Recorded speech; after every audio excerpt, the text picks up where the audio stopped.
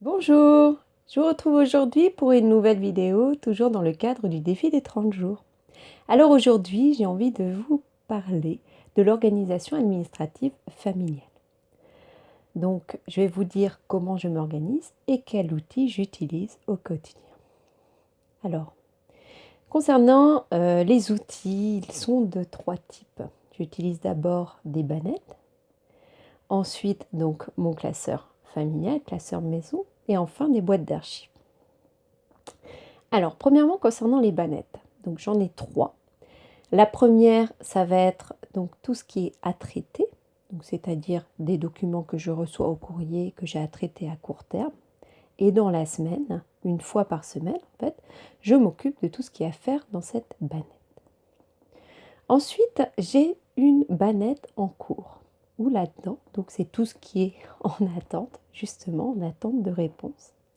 Et enfin, pour terminer, j'ai la bannette à trier, à archiver, pour laquelle j'interviens environ une fois par mois.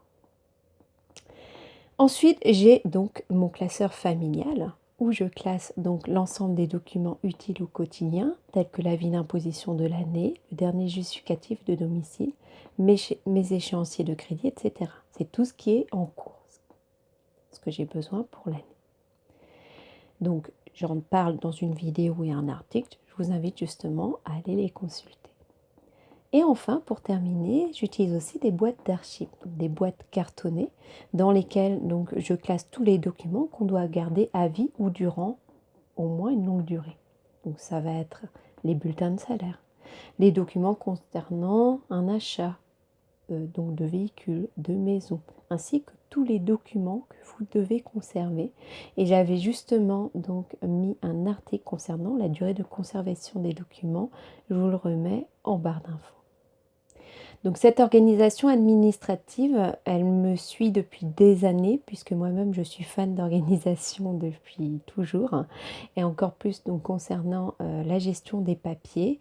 C'est vrai qu'on en cumule énormément et souvent on est assez allergique à ça. Donc c'est vrai que je ne vous cache pas que la première fois on prend un petit peu de temps à trier tout ça et je reviendrai dans une autre vidéo donc, concernant justement comment s'occuper de ces papiers quand on en a beaucoup d'un coup à trier. Voilà, je vous remercie d'avoir regardé cette vidéo. Je vous dis à demain pour une nouvelle vidéo. Bye!